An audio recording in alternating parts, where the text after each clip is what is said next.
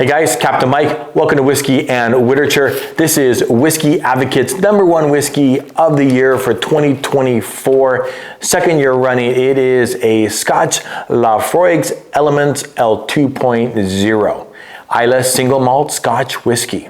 Let's just get to the specs and stats and then get it. The idea behind this whiskey is that instead of having a cask finish or an extremely aged whiskey, what they wanted to do is just more than double the fermentation time to let that fruity notes shine through while still allowing the peaty nature of that Laphroaig to be present. Non-age stated, non-chill filtered, cask strength whiskey, bottled at 59.6 ABV or 119.2 proof. I picked this up at Total Wine for $169.99. That appears to be just over the MSRP.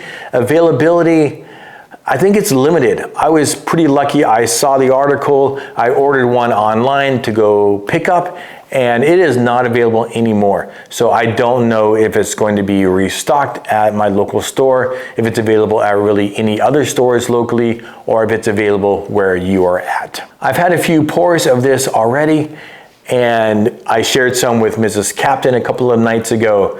And one of her questions was, how does anyone pick up anything besides smoke and peat on the nose and palate when tasting this whiskey?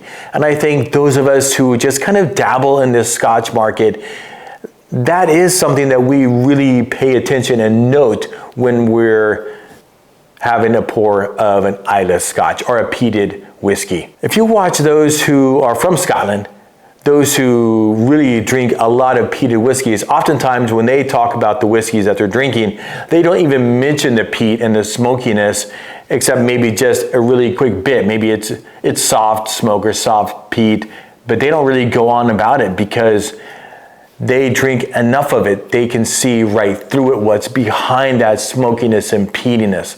I think for us, for me specifically, and certainly Mrs. Captain, it is more difficult to get beyond that because it is so dominating and present when you're drinking a peated whiskey. But let's really get to this. I've had a couple pours already, and I tell you what, I am a fan of Laphroaig, if I'm saying that correctly, and it says right on the front, it says pronounced Laphroaig.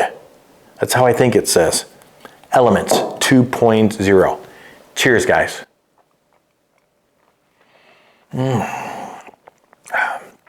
This has been in the glass.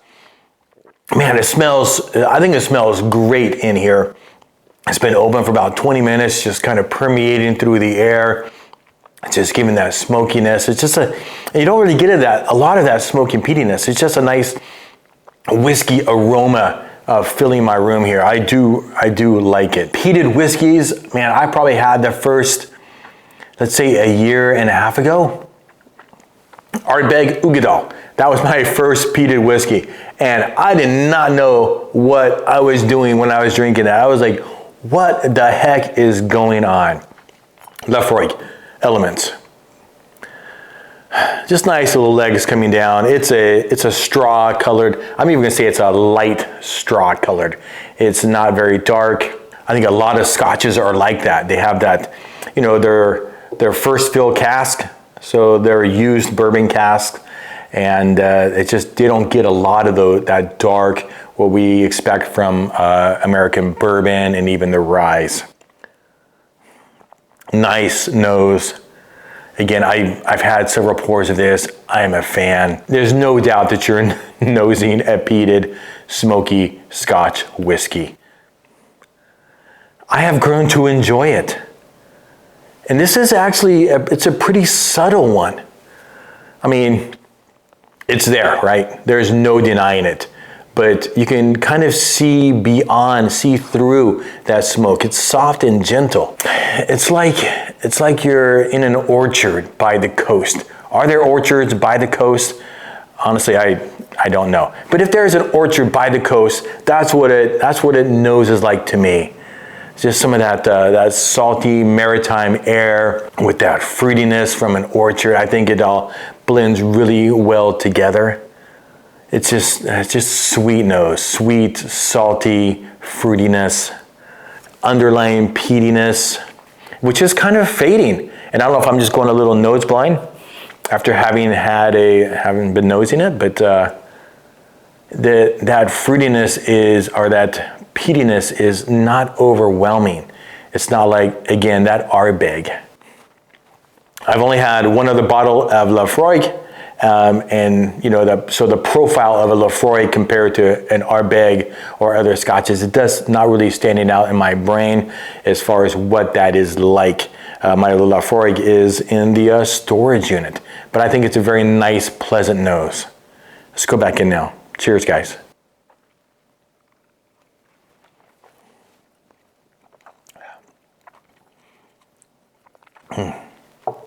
Again, no doubt, it is that peatiness, that smokiness. It is right there. You know you're drinking an Islay Scotch when you're drinking a Laphroaig. Just there. But beyond that, like I'm gonna say it's actually even more gentle, more subdued than what you get on the nose.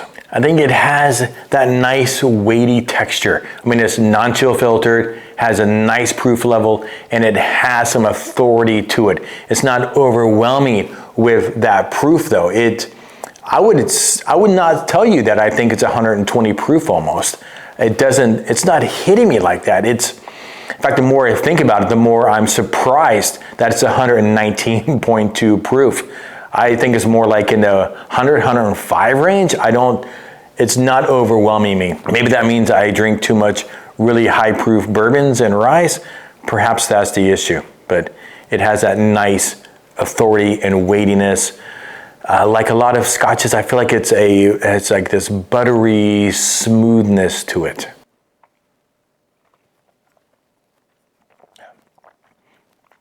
I do like it. I mean, every sip, there is that peat note to it.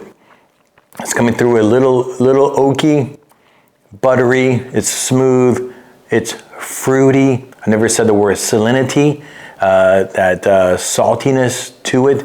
It's like you had a whiskey and you just left it sitting out on the beach for a couple of days and it just absorbed some of that salt in the air and that moisture. I think that is coming through. It's really pleasant. Maybe briny is the word that I'm looking for. You know, you're swimming in the beach and you get a little salt water in your mouth or something. That's kind of like, that's what it is. It's nice.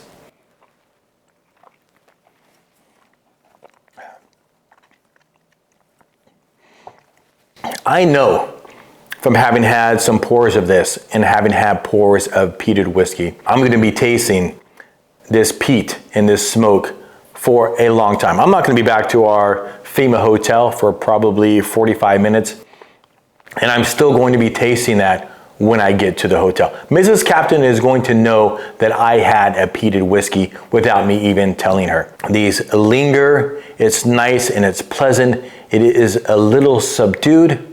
It is sweet and salty on the finish. I like Laphroaig Elements 2.0.